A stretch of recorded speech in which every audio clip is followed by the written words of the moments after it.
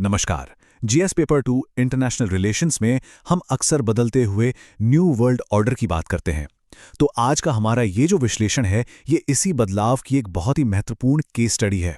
America और यूरोपीय संघ के बीच ग्रीनलैंड को लेकर जो टकराव बढ़ रहा है।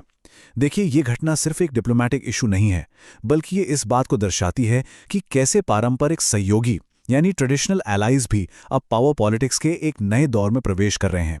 और ये चीज established rules based international order को सीधे तौर पर चुनौती देती है। तो चलिए इसे विस्तार से समझते हैं। इस विश्लेषण की शुरुआत हम फ्रांस के राष्ट्रपति इमैनुअल मैक्रों के इस कथन से करते हैं। ये जो कोट है, ये यूरोप के बदलते स्ट्रेटेजिक पोस्चर को समझने के लिए बहुत ही महत्वपूर्ण है। वो कहते हैं कि कोई भी धमकी हमें प्रभावित नहीं करेगी, चाहे वो मुद्दा यूक्रेन का हो या ग्रीनलैंड का। ये बयान अपने आप में इस बात का एक स्पष्ट संकेत है कि ये मुद्दा किसी साधारण ट्रेड डिस्प्यूट से कहीं ज्यादा गहरा है। असल में यह संप्रभुता यानी सॉवरेनिटी और स्ट्रेटेजिक ऑटोनॉमी के सिद्धांतों की लड़ाई है, जहां पर यूरोप अब एक बहुत मजबूत रुख अपना रहा है। तो आज के इस विश्लेषण को हमने 5 लॉजिकल सेक्शंस में बांटा है, ताकि आपको समझने में आसानी हो। हम ग्रीनलैंड विवाद की पृष्ठभूमि से शुरू करेंगे, फिर हम देखेंगे कि यूरोप का लीगल काउंटर रिस्पॉन्स क्या है, उसका विश्लेषण करेंगे। इसके बाद इसके इकोनॉमिक फॉलआउट और जियोपॉलिटिकल इंप्लीकेशंस को भी समझेंगे। और हाँ, सबसे अंत में हम इस पूरे मुद्दे को यूपीएससी परीक्षा के पर्सपेक्टिव से कंसोलिडेट करेंगे, जिसमें प्रीलिम्स और मेंस दोनों के लिए की टेकअवेज शामिल होंगे। तो चलिए सबसे पहले इस मुद्दे की जड़ को समझते हैं। ये विवाद असल में शुरू तब हुआ जब पूर्व अमेरिकी राष्ट्रपति ने ग्रीनलैंड, जो कि डेनमार्क का एक ऑटोनोमस टेरिटरी है, उसे खरीदने की मंशा व्यक्त की। अब जब यूरोपीय देशों ने इसका कूटनीतिक रूप से विरोध किया, तो अमेरिका ने ट्रेड पॉलिसी को एक जियोपॉलिटिकल वेपन के तौर पर इस्तेमाल किया। और ये इकोनॉमिक स्टेटक्राफ्ट का एक क्लासिक उदाहरण है, जहां टैरिफ्स का जो उद्देश्य है वो व्यापारिक नहीं बल्कि स्ट्रेटेजिक है। ये जो दबाव था, ये एक सुनियोजित तरीके से धीरे धीरे बढ़ाया गया। देखिए, पहले तो ग्रीनलैंड को लेकर मंशा जाहिर की गई। जब इसका विरोध हुआ तो 1 फरवरी 2026 की एक डेडलाइन के साथ 8 प्रमुख यूरोपीय देशों पर 10% टैरिफ की घोषणा कर दी गई। और इसके साथ ये धमकी भी दी गई कि अगर विरोध जारी रहा तो 1 जून 2026 तक इन टैरिफ्स को 25% तक बढ़ा दिया जाएगा। तो ये जो टाइमलाइन है, ये इस इकोनॉमिक प्रेशर की प्रोग्रेसिव एस्केलेशन को दिखाती है, जो एक सोची समझी कोर्सिव स्ट्रैटेजी का हिस्सा है। यूपीएससी के लिए ये एक बहुत ही इंपॉर्टेंट एनालिटिकल पॉइंट है। इस बात को ध्यान से समझिए। ये कदम अनप्रेसिडेंटेड यानी अभूतपूर्व इसलिए है क्योंकि यहाँ टैरिफ्स का इस्तेमाल किसी ट्रेड डिस्प्यूट के लिए नहीं हो रहा, बल्कि अपने ही नेटो अलाइज के खिलाफ एक टेरिटोरियल और स्ट्रेटेजिक ऑब्जेक्टिव को हासिल करने के लिए किया जा रहा है।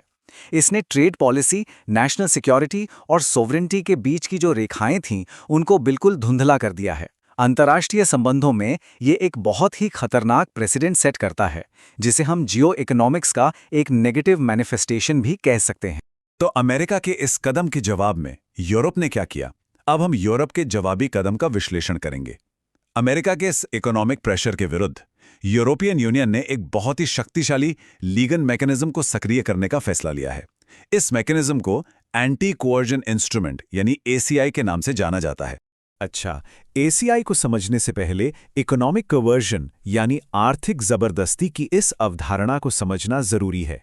इसका सीधा सा मतलब है कि जब एक देश दूसरे देश पर उसकी नीतियों को बदलने के लिए आर्थिक उपायों का इस्तेमाल करके दबाव डालता है, जैसे कि टैरिफ लगाना या प्रतिबंध लगाना।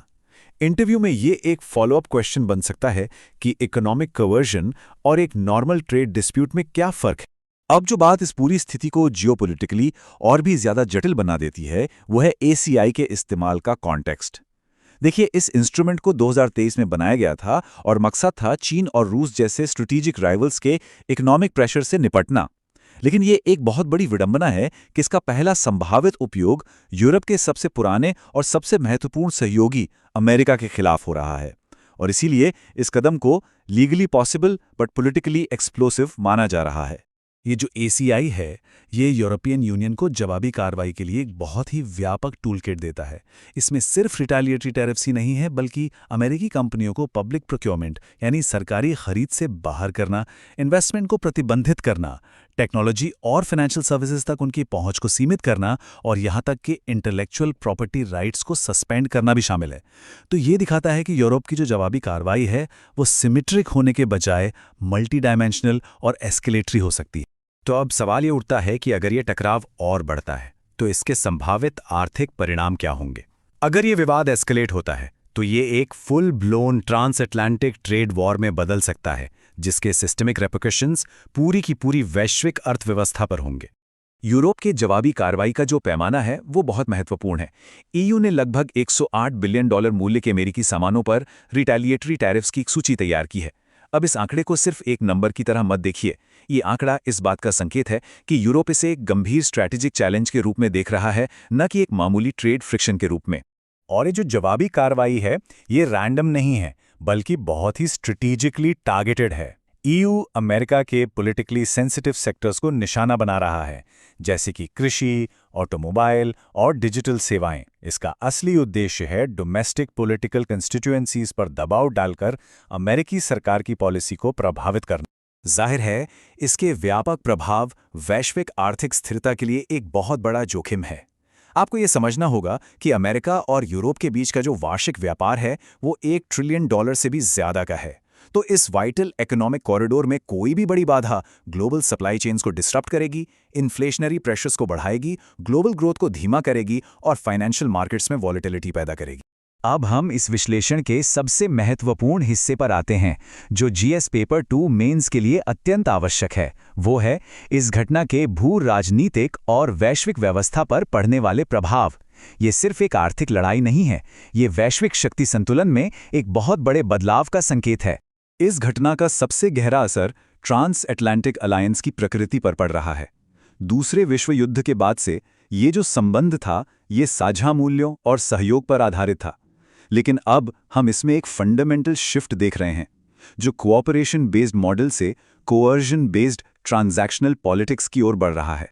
तो चलिए इसके जो स्ट्रेटेजिक कॉन्सिक्वेंसेस हैं उनको एक एक करके समझते हैं। पहला, ये नेटो की आंतरिक एकता और विश्वास को कमजोर करता है। दूसरा, ये चीन और रूस जैसे देशों के लिए एक खतरनाक प्रेसिडेंट सेट करता है, जो अपने पड़ोसियों के खिलाफ इकोनॉमिक कोअर्जन का इस्तेमाल कर सकते हैं। तीसरा, ये उस रूल्स बेस्ड इंटरनेशनल ऑर्डर को खोखला करता है जिसे पश्चिमी देश खुद प्रमोट करते आए हैं। और चौथा, और ये बहुत जरूरी है, ये यूरोप को स्ट्रेटेजिक ऑटोनॉमी हासिल करने के लिए और ज्यादा प्रेरित करेगा, ताकि वो भविष्य में किसी भी बाहरी दबाव का सामना खुद कर सके। और ये सब हमें एक बहुत ही फंडामेंटल सवाल पर लाकर खड़ा कर देता है। क्या हम उदारवादी, नियम आधारित विश्व व्यवस्था के अंत को देख रहे हैं? देखिए, जब दुनिया की सबसे बड़ी शक्तियां और पुराने सहयोगी ही नियमों को ताक पर रखकर पावर पॉलिटिक्स का खेल खेलने लगे, तो ये सवाल उठना लाजमी है। ये जो घटनाक्रम है, ये वैश्विक मामलों में एक बड़े मोड़ का प्रतीक हो सकता है। चलिए अब इस पूरी चर्चा को, इस पूरे विश्लेषण को यूपीएससी परीक्षा के नजरिए से कंसोलिडेट करते हैं, जिसमें प्रीलिम्स के लिए फैक्चुअल पॉइंटर्स भी होंगे और मेंस के लिए एनालिटिकल कॉन्सेप्ट्स भी। प्रीलिम्स के लिए इन की फैक्ट्स को बिल्कुल नोट कर लें। पहला, ईयू का एंटी कोअर्जन इंस्ट्रूमेंट यानी एसीआई साल 2023 में अडॉप्ट किया गया था। दूसरा, अमेरिकी टैरिफ के जो मुख्य लक्ष्य हैं वो डेनमार्क, फ्रांस और जर्मनी जैसे देश हैं। तीसरा, इस विवाद का जो मूल कारण है वो ग्रीनलैंड पर अमेरिकी स्ट्रैटेजिक एम्बिशन है। और चौथा, इस पूरे प्रकरण को समझने के लिए जो की कॉन्सेप्ट है वो है वेपनाइज्ड इंटरडिपेंडेंस, यानी आर्थिक निर्भरता का एक हथियार के रूप में इस्तेमाल। अब बात करते हैं मेंस आंसर राइटिंग की। देखिए, आपके उत्तर को एनालिटिकल डेप्थ देने के लिए इन की कॉन्सेप्ट्स का इस्तेमाल बहुत जरूरी है। Power politics, strategic autonomy, weaponised interdependence और सॉवरेनिटी। और हां, यहां भारत के लिए भी एक बहुत महत्वपूर्ण टेकअवे है। ये घटना भारत को अपनी स्ट्रेटेजिक ऑटोनॉमी को और मजबूत करने की सीख देती है। एक उभरती हुई शक्ति के रूप में भारत को यह सुनिश्चित करना होगा कि वो किसी भी एक पावर ब्लॉक पर अत्यधिक निर्भर न हो और अपनी फॉरेन पॉलिसी में फ्लेक्सिबिलिटी बनाए रखे। जीएस पेपर 2 में उत्तर लिखते समय इन टर्म्स को इंटीग्रेट करने का प्रयास जरूर करें। तो अगर मेंस में इस पर सवाल आता है तो एक मॉडल कंक्लूजन कुछ इस तरह का लिखा जा सकता है। ग्रीनलैंड पर अमेरिका यूरोप का हालिया तनाव ट्रांस अटलांटिक संबंधों में सहयोग से टकराव की ओर एक महत्वपूर्ण बदलाव को दर्शाता है। ये न केवल रूल्स बेस्ड ऑर्डर को कमजोर करता है, बल्कि यूरोप को स्ट्रेटेजिक ऑटोनॉमी के लिए भी प्रेरित करता है। वैश्विक स्थिरता को बनाए रखने के लिए डिप्लोमेसी और मल्टीलैटरलिज्म के सिद्धांतों पर लौटना अनिवार्य है, ताकि इस तरह के जीरो सम कॉन्फ्लिक्ट्स को टाला जा सके। और अंत में आपके अभ्यास के लिए यह मेंस का एक प्रश्न है। ग्रीनलैंड पर हालिया अमेरिका यूरोपीय संघ का टकराव नियम आधारित व्यवस्था से लेन-देन आधारित शक्ति राजनीति की ओर एक बदलाव का प्रतीक है। बदलते ट्रांस अटलांटिक संबंधों और वैश्विक शासन पर इसके प्रभावों के संदर्भ में इस कथन का आलोचनात्मक विश्लेषण करें। इस प्रश्न का उत्तर लिखने का प्रयास जरूर कीजिएगा।